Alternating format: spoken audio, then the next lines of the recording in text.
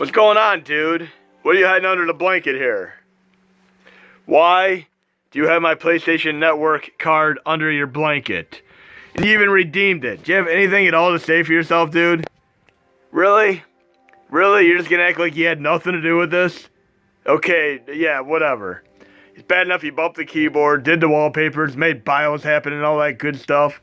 We're gonna boot into the PS4 and see exactly what you did with my PlayStation Network card here.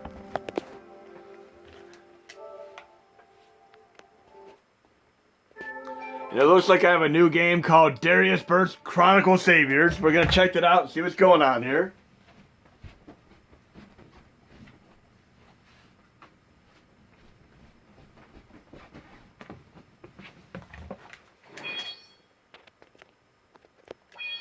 Now, I really hope you didn't waste my money here on the PlayStation Network. Title on the main screen, good sign. Can't go wrong with title, IREM, or Data East. Darius Burst Chronicle Saviors.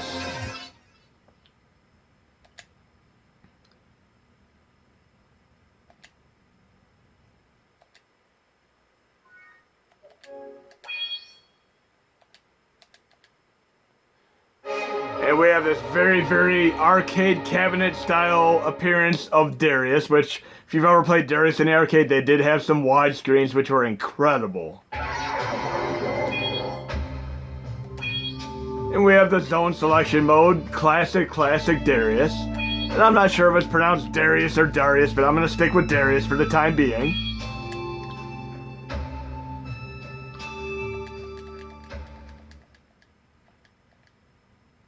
And let's see what this game's all about. See if this cat's going to get some more treats today. Right from the get-go, I'm absolutely blown away by the incredible presentation, the visuals, the graphics, the gameplay, the sound effects, the music. It truly gives the Darius legacy a great name.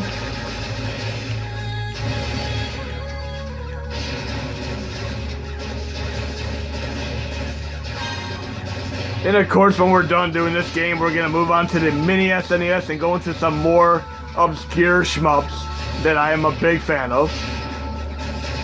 You can get this game for approximately $40 US on both the PlayStation 4 as well as the PlayStation Vita. Sometimes you could get lucky and get it for approximately $20 US on sale. My cat spent $40 of my PlayStation Network money, and it looks like I'm not going to regret this purchase whatsoever. He's going to be getting more treats for this awesomeness.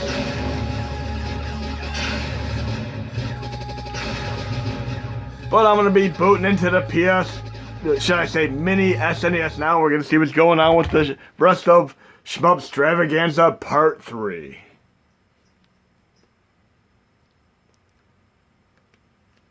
The very first game we're going to try out is going to be this great DOS game called Raptor Call of the Shadows.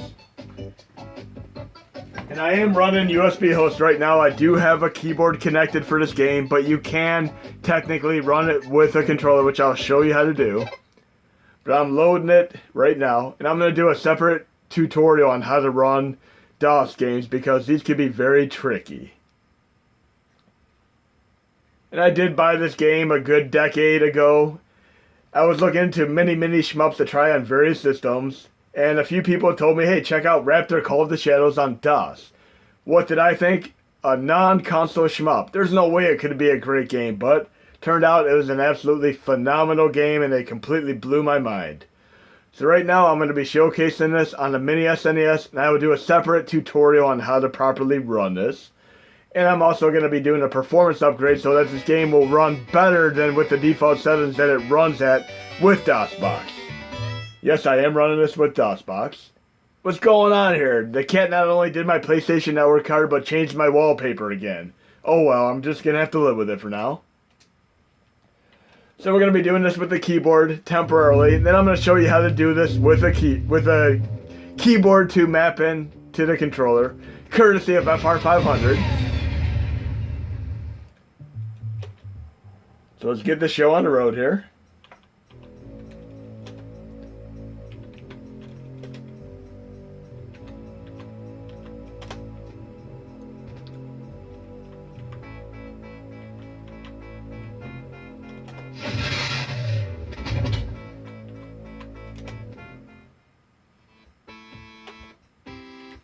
And again, I'm going to show you how to run this with the controller. Worry not. I'll do a tutorial on how to properly add this game. You see the game's actually running incredibly well for me, but if any of you have tried this before, it runs really, really bad normally.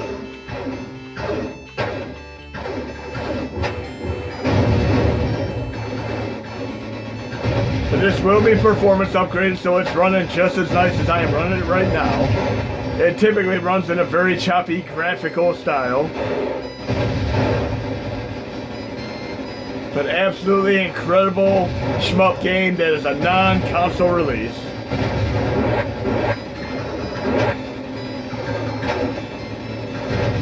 Raptor Call of the Shadows.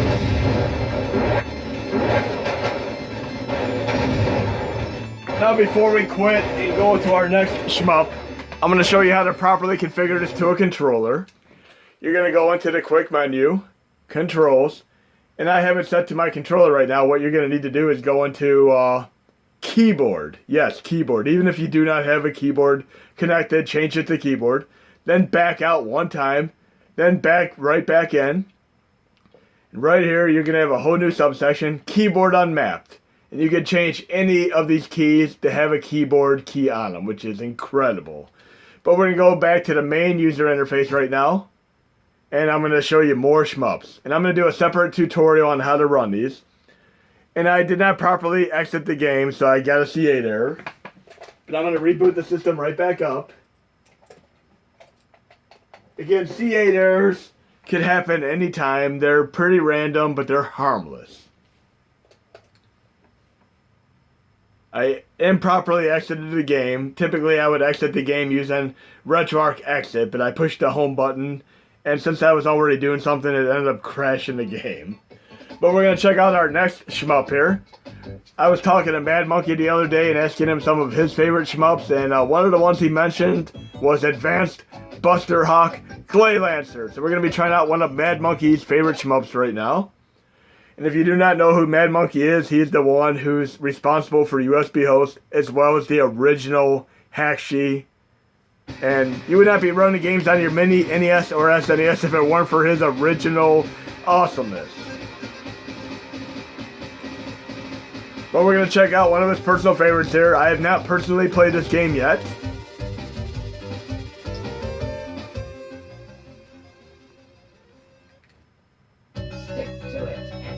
Got some great parallax scrolling. I love it. Good music. Great graphics. Jamming soundtrack for sure. Definitely chose wisely with this game. I'm actually thoroughly surprised I've never even heard of this game until he mentioned it to me.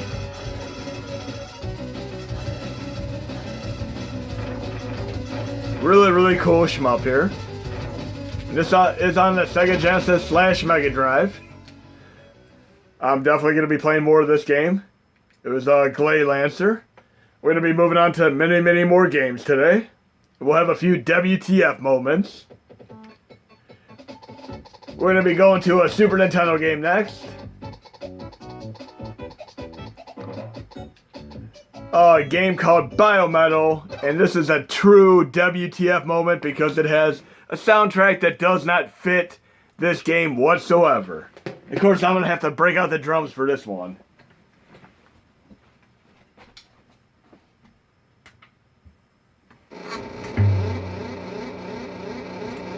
Are we playing basketball, hockey, or a shmup?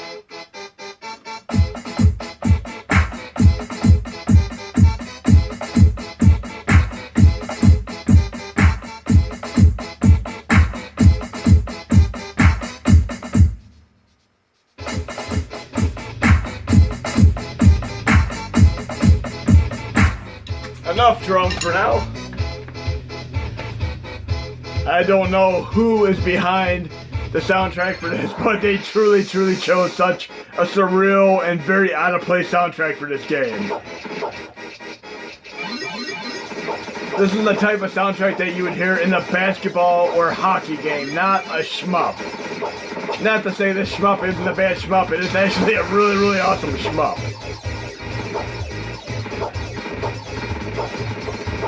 For the record, I am running this via SNES 9X 2005.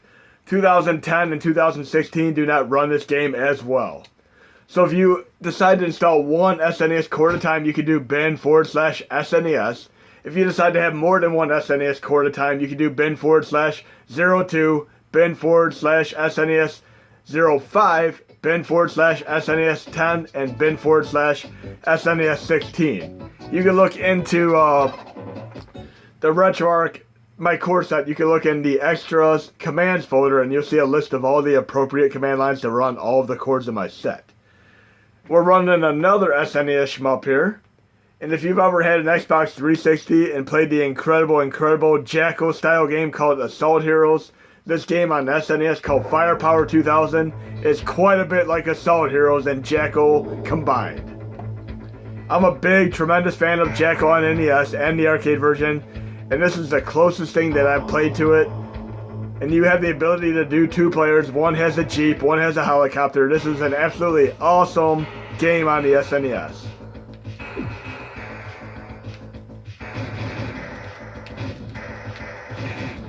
This is truly an underrated gem that should have got more recognition. It's awesome. But the game on Xbox 360 called Assault Heroes is the closest thing to this. And I must have beat that game a good 200 times. It is incredibly awesome. And I would highly recommend checking it out if you do have an Xbox 360. It might even be backwards compatible on the Xbox One by now. But yeah, you can play as a helicopter and a Jeep here. Quite a bit like an overhead version of Silkworm, in essence. This one I'm running on SNES 9X 2005 as well. We're going to check out more games here. We got many more to come. A few more WTF moments. We're going to be running this great Mega Drive game.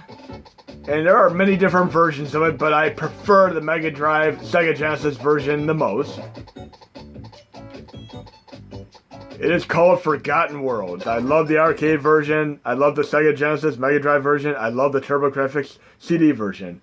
One thing about this game is it could be the hardest game you ever play or the easiest game you ever play, depending on how you play it. I'll show you exactly what I mean. I'm going to start out as one player right now. And this is a great Capcom game that is very similar to Contra, but think Contra in the sky.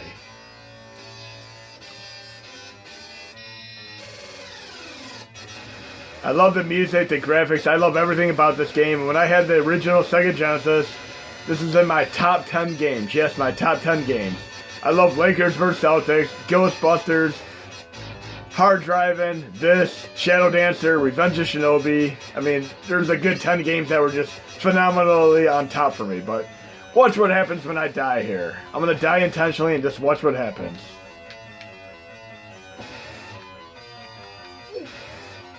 Game over. But watch what happens if I use a little exploit to make the game easier. The thing about game over is if you ever remember beating the game Shinobi, when you beat the game it says game over. When you lose at the game it says game over. You get the same ending either way, which was incredibly awkward for the game. But I'm going to do a little exploit to make Forgotten Worlds a lot easier, and this is what I used to do when I had the real system. I'm going to simply have the second controller connected and push start and just take my guy and leave him in the corner of the screen. Now watch what happens when I die now.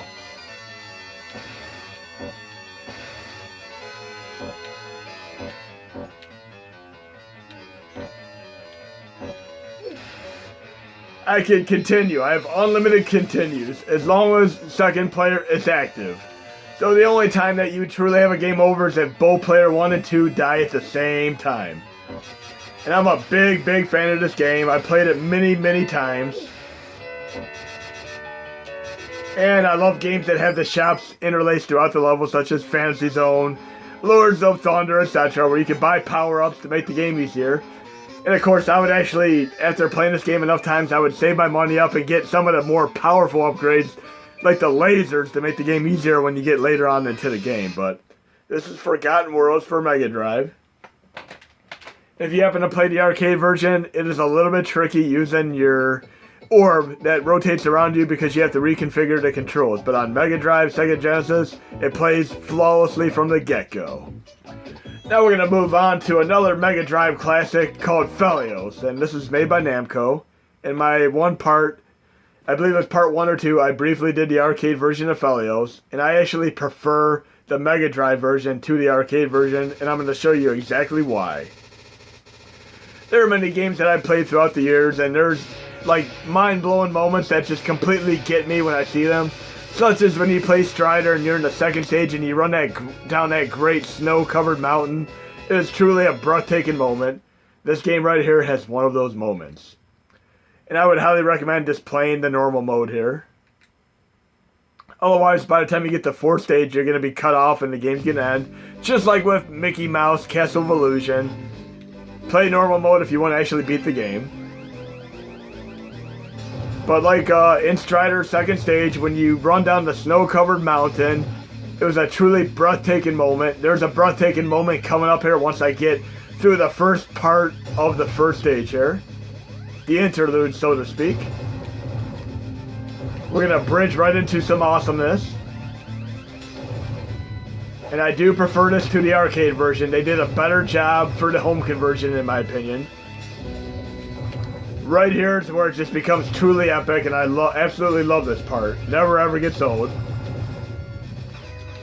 And Namco is responsible for many awesome shmups over the years. Of course, they made the great Dragon Spirit series, and they made countless side-scrolling shmups.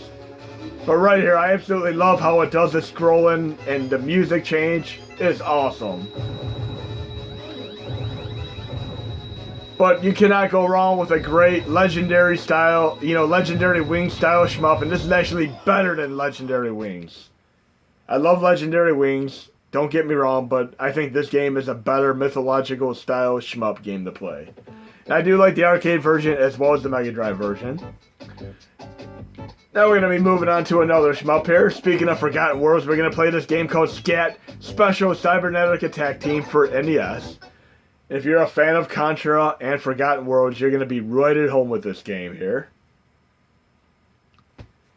By Natsumi, they made this great other NES game called Shadow of the Ninja, which is quite a bit like a 2-player Ninja Gaiden, but they did an incredible job with this game here.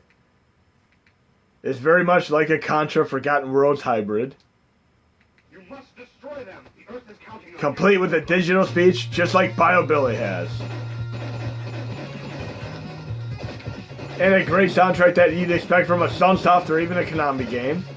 Not going wrong here whatsoever. But fantastic 2-player game, and if you love Forgotten Worlds and Contra, definitely check out this underrated gem of a game.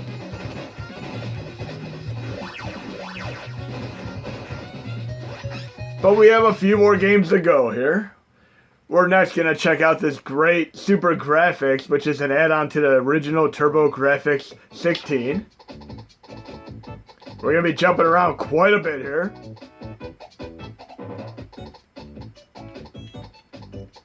There's the original Turbo Graphics 16, there's the Super Graphics add-on, and of course the Turbo Graphics CD add-on. When I worked in a video game exchange many years ago, a guy came in with a box full of the Turbo Graphics Dual, a bunch of Who cards, and a bunch of the CD games, and I gave him $60 in cash, which is, he wanted 40, I gave him 60 in cash, and I've never looked back. But this is an add-on that they made for it, and there's only a half dozen games on this. They're all arcade quality games. And this is the game that you cannot play anywhere else. Hudson Soft is behind this, and they're also behind many of the great things on TurboGrafx 16.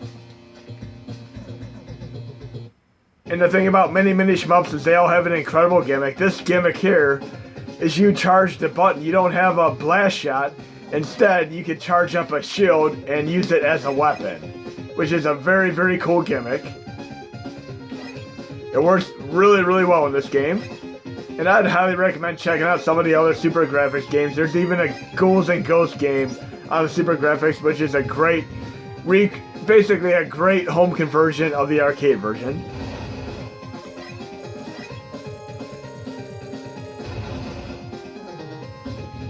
But this is Aldine's for Super Graphics. I would highly recommend playing this game. It has a really good shmup feel to it. And there's other Super Graphics games I'd recommend. I would just check out all of them. I mean, they run with the Medifend Super Graphics core in my core set. And somebody said, hey, give some love to the game. Give some love to the game of Lest. Power Strike for Sega Master System is essentially an Lest game that is localized for the United States. This is also one of the most incredibly rare games that you will ever encounter. It is made by Compile, and this game was not purchasable in stores whatsoever. You literally had to buy this from Sega Direct. If you got the Sega magazine, you could order from their catalog, basically. But there are many, many Lest games throughout the years, and Power Strike 1 and Power Strike 2 are two of the earliest Lest shmups that were available in the United States. And there is actually a Japanese-only Lest 2 that has nothing to do with Power Strike 2. And I'm feeling miserably at this game right now. But if you look this game up on eBay, it cost $500 US. It is a ridiculously expensive game, and I did a miserable job at this. I did terrible at this game right here. I'm definitely going to have to load it up again and play it some more. We're going to be doing an arcade classic that many other people have been mentioning, and I overlooked it in part 1 and 2, but it's called Truxton. Back in the day when I bought my original Sega Genesis, they had a promotion where you were able to get a bunch of games for free, 3 games for free by ordering a Sega Genesis. I got Space Harrier, Thunderblade, and Truxton as my free games. Yes, they have this game on Sega Genesis Mega Drive as well, and it is a great arcade recreation, or home port, should I say. And look, it's made by Taito. You cannot go wrong with Taito. They made the first game in this video that my cat happened to use my PlayStation Network card to buy.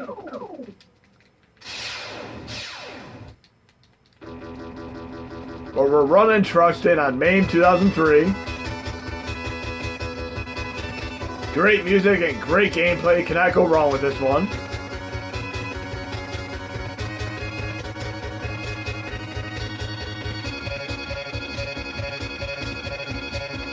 And I may need to potentially do a little bit of a performance upgrade on this. I can sense a little bit of slowdown here. Nothing performance grade won't fix.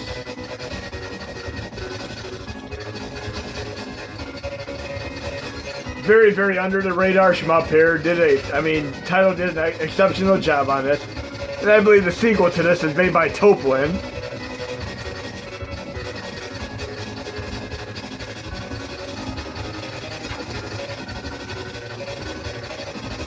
Very, very well designed game. Really reminds me of quite a bit of the TurboGrafx 16 games that I'm a big fan of.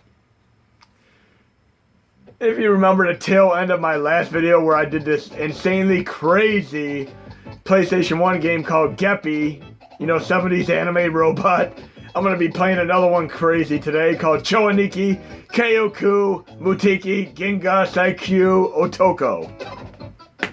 I think I butchered that, but we're going to try this out anyway. And I did download this on the PlayStation Network. I've been familiar with this game for many years because it is very much a Gradius-style game with a homoerotic theme to it. If any game's going to make you laugh, this is the game. There's nothing quite like this game that has ever been made in the history of Gamedom Come. This is ridiculous.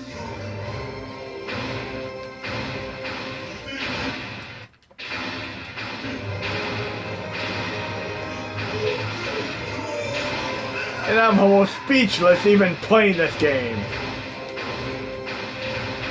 And I'm gonna have to do a separate tutorial because Japanese games do not run the same on the mini SNES as do US games. They have to be ripped in a very special way. And I failed. Let's see if I can get into the stage here. And I'm entering the Gradius style stage now.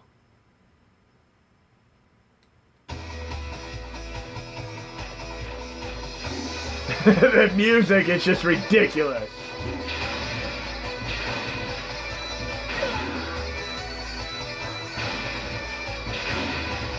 And the appearances can be very deceiving. This is actually a really, really cool shmup game.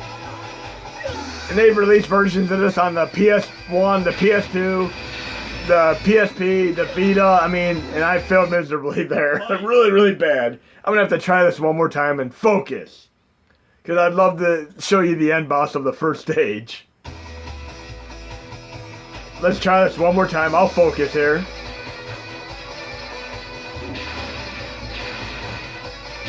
I'll try to get to the first end boss here. Because it is a true WTF moment. But again, they made this on Sega Saturn, PS2. I mean, it's on multiple systems.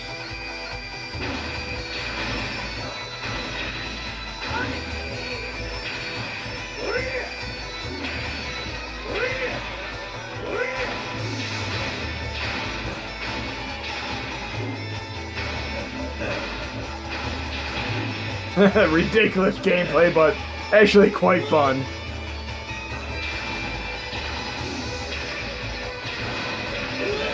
And I think I have a shot at making it to the end boss now, which is a true WTF moment if there ever was one in a shmup game.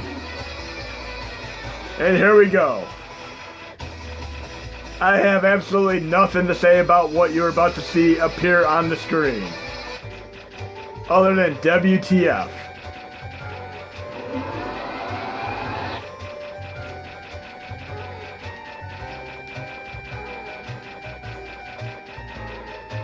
Wait for it, here it comes. I'm absolutely speechless, and I'm gonna end this game in fear right now, but check it out, Cho and Nikki on PlayStation 1. I'll do a tutorial on how to run it, because it is a tricky game to configure for the mini SNES and NES due to the way it is ripped. But we have another game here called Digimon Kids, and we're going to be playing Disc 2. I actually got this game on the PlayStation Network for $6. But many years ago, I had the PlayStation 1 development kit called the Urus, and it had tools with it that were able to make games very similar to this. Disc 2 has 100 pre-made games. These are very similar to the type of creation tools you'd have in Little Big Planet, as well as Trials HD. This is absolutely incredible for $6 on the PlayStation Network. But we're going to try out 2 of the games that come with it out of the 100. One called Nightmare. And Disc 1, for the record, has the creation tools to make these games. Disc 2 has 100 demonstrations of games that were made. Very well done. All 100 of them are very fun to play. Probably the best $6 that I have ever spent on any shmup game ever. I love what they did with all of these. And if you have the patience and perseverance, you can make your own shmups using Disc 1.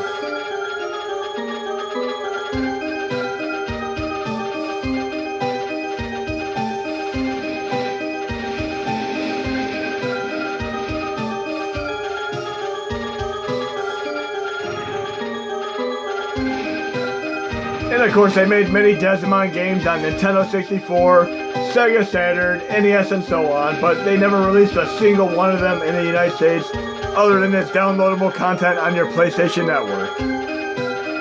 They really should have. It's true blasphemy to not have the Digimon series in the United States where I hail from. We're on our first boss right here. But we're going to try one of the other games that come with this. This one is called Side, which has a really incredible gimmick that blew me away the first time I saw it in action.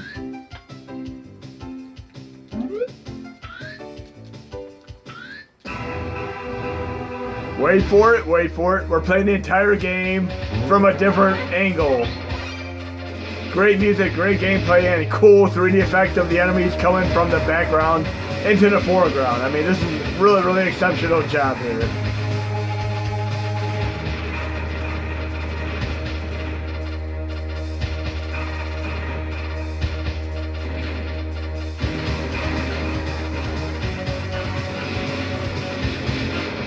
Really digging it, and I failed miserably at this one as well. But we got a few more to check out. Again, this is Digimon Kids Disc 2. I actually bought the real disc on eBay, but I also downloaded it on the PlayStation Network. And we're going to make one of the last ones I do in this video, PlayStation 1 Einhander, which is easily my top 10 shmups of all time. And we all know about the game Square, the company Square who made the great game Rad Racer, and their last game was supposed to be Final Fantasy on the NES. But 20 plus years later, we have 15 plus Final Fantasy games. And many, many other Square related games. And as far as I'm concerned, they're always going to be Square Enix, because at one point in a junction in time, they combined their companies together. Square and Enix combined to make one company. Square, who made Final Fantasy and Red Racer, Enix, who made Soul Blazer and Terranigma, etc., etc. on SNES. They both combined to make one incredible company. There was a time in the era. And of course, ActRaiser on SNES was also made by Enix. But this is very much one of the top 10 shmups for me, and it very much reminds me of playing a Blade Runner themed shmup game. And everything about this game is incredibly awesome, from the music, the visuals, the graphics, the gameplay. And to mention, you can use if you have the cheat HMod installed for my core set, you could go into cheats, load cheat file, and you could load a PlayStation cheat for this game if you would like to. It's in here. But I'm just going to play the game legitimately for right now for this test video. It is a hard game.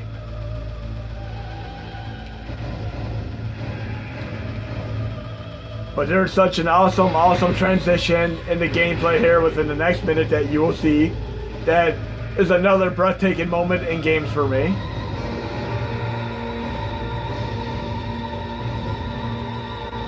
The camera just nicely switches to a different angle and the music changes. It bridges into another style of music, which you will see in a moment here.